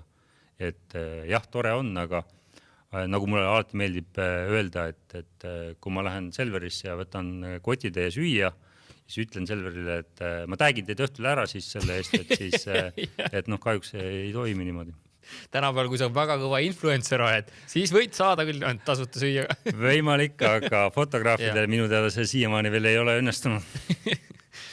Enda tööle hinna määramine. See on üks trikiga asi tegelikult on, et kuidas sina oled lähenenud ja kui palju ning aegade jooksul palju seda tõstnud oled? No, hinnastamine on niisugune teema, millest alati meeldib kõnelda inimestele, eks ole. Aga ma olen töötanud välja selle läbi selle teadmise, mida ma olen nagu elus saanud kogemuse pealt, mida ma olen kuulnud, mida ma olen küsinud. Ma olen küsinud ka julgesti, et kui palju on ka mingit avalikku informatsiooni, kui palju maksab mingi üks pilt kuskil laiatarbe meedias, nii-öelda maailma konkurentsis, eks ole, ütleme siis agentuuri tasandil, siis sa saad utreerida seda mõtet, et enam-vähem, et kuidas sa ise sinna samastud. Ja siis tekivad juba nagu väga, sest iga töö on erinevad. Iga töö on erinev, kellel on vaja tund aega, kellel on vaja päevapikkust, need asjad ei ole samad, eks ole. Ja kui ma lähen kuskile Uus-Meremaale pildistama mingisugust konkreetset nagu üritust, siis ma pean kõik need kulud nagu kokku lööma, eks ju. Et ma ei saa ujuda sinna, eks ole. Ja ma tahaksin magada ka normaalses hotellis, saada normaalselt süüa. Aga miks, eks ju ole? Tekib küsimus, kas me saame kuskil kulusid kokku hoida. Me ei saa sellepärast, et minu ettepanek või nagu minu arusaam sellest on selline, et kui mina tulen sinule looma mingisugust väärtust, siis sa tahad, et ma oleksin on the top of my game. Just. Ja kui ma pean magama kuskil hurtsikus, kus sajab vihma, ma ei ole saanud korralikult süüa ja ma olen väsinud, siis ma ei saa pakkuda sulle enda parimat versiooni. Ja nii on. Ja ma soovitan väga sellest nagu lähtuda. Et jah, see kohati võib tähendada suuremat kulu, aga see on väärt seda, et sina kui klient saaksid parima resultaadi minult. Jah, Tim Ferriss ka mingi hetk ütles, et ma tegin endale karuteene ja ka tellijale karuteene, kui ma lendasin tavaklassis konverentsile. Ma olin väsinud ja nüüd on see, et ma olen esimeses klassis, ma saan magada, ma olen värske, lendamine pole halb. Et seda ei tasu vaadata sellest perspektiivist, et ma olen jõledalt tiiva või et mul on nagu jõledalt nõudmised. Kui sa oled 2 jalaga maa peal, sa põhjendad oma vajadused ära sa panedki kliendi aru saama, et miks see, mida sa nagu vajad või see, mida sa küsid, on nagu päeva lõpuks oluline, siis ma arvan, et iga mõistlik klient saabki sellest aru ja ta on nagu nõus seda või ühte või teist konkreetset lisakulutust tegema. Sest päeva lõpus sa tahad ju head asja, et me keegi ei taha mingit tööd tellides pakkuda ega sooritada tulemust, mis oleks lati alt läbi jooksmine. Ma tean, et sa oled suurepärane suhete looja ja hoidja. Räägi palun oma filosoofiast ja tegevusplaanist. Kuidas sa neid suhteid lood ja hoiad? Ma olen kindlasti väga elav ja mulle meeldib väga suhelda. Aga teine pool on see, et ma väsin ka sellest ära. Ehk et kui ma tihtipeale saabun võidusõidul koju, siis ma tõmban nagu natuke kerre ja siis ma olen natuke eemal, sellepärast et kogu aeg see elu on olnud minu ümber ja ma lihtsalt pean kuidagi nagu maha saama selle laadida ja jääma nagu rahulikuks, siis mulle väga meeldib. Eesti on muidugi väga hea koht, siin on väga palju inimesi. Ma saan nagu olla natuke oma ette ja rahus. Ja ikka käid sa jõusaalis ja kõik ikka tunnevad ja see on jah see, et kui ma lähen kodus välja prügi viima, siis ma olen juba rääkinud rohkemate inimestega kui naine aasta jooksul, eks ole. Et see on paraku see üks osa, jah, mis minuga kaasas käib. Aga ma arvan, et ongi päris suur oskus ja võime erinevate inimestega suuta leida see koostöö või kokkupuutepunkt ja leida ühine keel ja rääkida, mis iganes teemal on see vajadus, võimalus, mis iganes. Et ja see on kindlasti mul olemas ja ma olen seda edukalt kasutanud just sellepärast, et olenevalt siis nii-öelda organisatsioonist, inimesest, ma olen suutnud mõelda nagu nende vaatevinklist ja olla, ja mitte lihtsalt sellest, et nagu kunstlikult olla, vaid lihtsalt ollagi siiralt see, kes ma olen. Ehk et ma ei ole üritanud ehitada mingi pilti imetabasest Timos, kes pakub mingisuguseid ulme asju, ulme hinnaga, eks ole. Et ma olen ikkagi üritanud jääda 2 jalaga maa peale, pakkuda seda, kes ma olen ja jaganud seda ka oma sotsiaalmeediakanalites, päriselt mitte nagu ajades taga laike, vaid nagu öelnud seda välja, mis on minu arvamus, mida ma ühest või teisest asjast nagu arvan ja ei ole teinud seda sellel kella, meil algoritm arvab, et see on parim. Kes sind sotsmeedias jälgida tahab, kus sa olemas oled? TikTokis oled, ei ole? Ei, ma TikTokis olen paar korda käinud, aga ma ei ole seal kunagi karste on ja tõenäoliselt plaani olla ka. Aga minu tegemistega saab kursis olla siis läbi veebilehe timoanis.com ja Instagrami Timo Anis Photography kokku kirjutatuna on siis see, kus saab kõige paremini jälgida minu tegevusi läbi story'de, reelside ja postituste. Mida sa ise oled õppinud WRC sõitjaid vaadates ja endale siis kasutusele sealt võtnud? Kui sa üldse saad neid ja kui palju sa näed neid, seepärast ma ei tea, ma ei kujuta ette seda maailma. Just sellele eelmisele teemale tuginedes, siis mul on kuidagi õnnestunud luua pinnas, kus ma saan väga paljude sõitjatega väga hästi läbi. Mis on nagu absoluutselt suurepärane ja ma ei võta seda absoluutselt iseenesest mõistetavana, aga ma olen väga tänulik selle üle. Ehk siis, kuna nagu väga kirev seltskond, siis täpselt need samad aspektid kuidagi on mul õnnestunud, et nagu väga ühine keel leida väga paljudega nendest.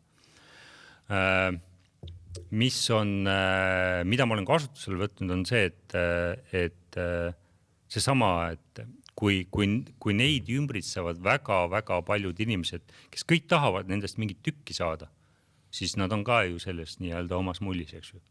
Sest nad on seal mingil eesmärgil, eks ole. Ja seda ma olen suutnud nagu rakendada ja leida ühine keel, üritada mõelda see, et ära mine küsi lolja küsimusi. Ära mine segama hetkedel, kui ei ole seda vaja.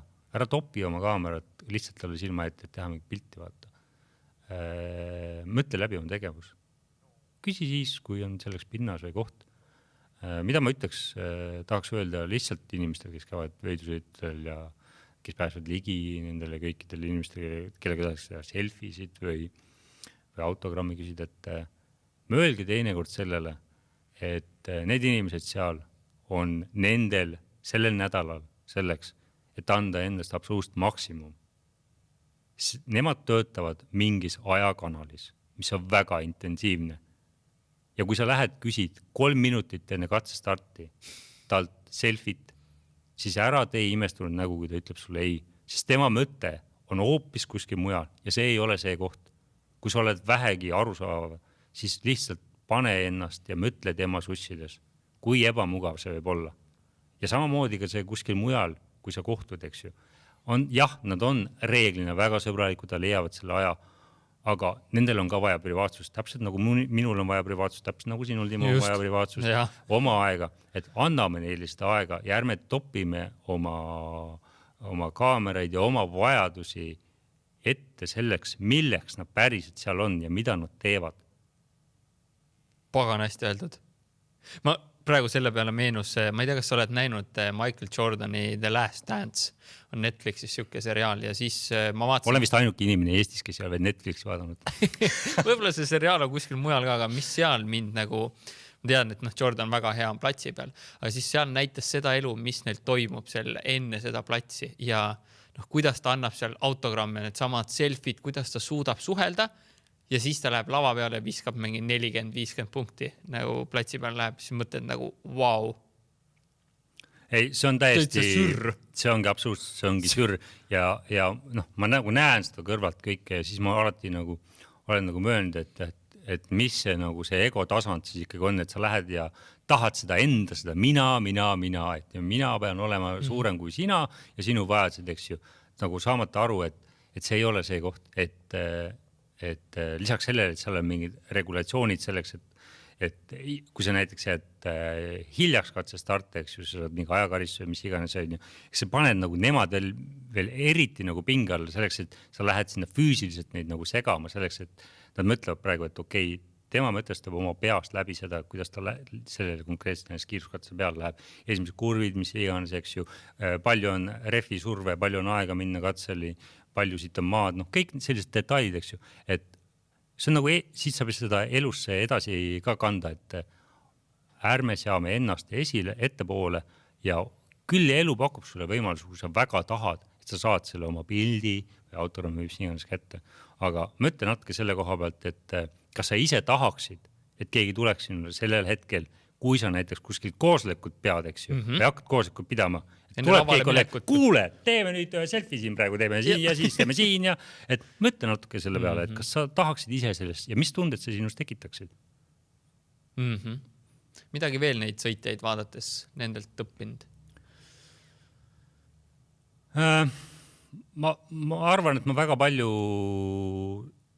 hingan nagu sama rütmi, et see sama, et tagasi tulles tasakaalukus, vaikus nii-öelda aja mahavõtmine, aga siis jälle, see on nii kunstlik, et selles mõttes, et jah, me võtame küll veidi rahulikumalt, aga siis me juba valmistame nagu ette ja nendel on lihtsalt veel kordades nagu rohkem seda reisimist, sest ettevalmistused järgmiseks rallist testipäevad ja kõik muu selline asi, aga lihtsalt see oskus ka, et vaadata, et kuidas kogu selles meelus, mis ümbritseb neid, nad suudavad jääda nagu 2 jalaga maa peale ja tulla teine lihtsalt rääkima ja jutustama, olla nagu avatud, sõbralik inimesena, et väga palju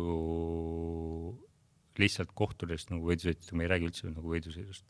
Ja mina olen ka väga pikalt nagu see, et kui kolleeg kindlasti tahtsid alati rääkida, siis ma ütlesin, kas me rääkisime palun millestki muust, et kuidas ilm oli või mis Eestis nagu juhtus, et kes valitsus on või kes on president või lihtsalt midagi sellist, et see on nagu lihtsalt vaheldus, et see üldse et ma ei tähenda seda, et ma ei väärtustaks seda, mida ma teen ja kus ma teen ja kuidas ma teen, vaid lihtsalt, et oleks ka, et minu maailm ei oleks ainult väga ühetaoline.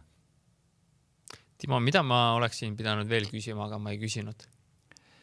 Ma just vaatasin kella, et uskumatult on aeg lendanud.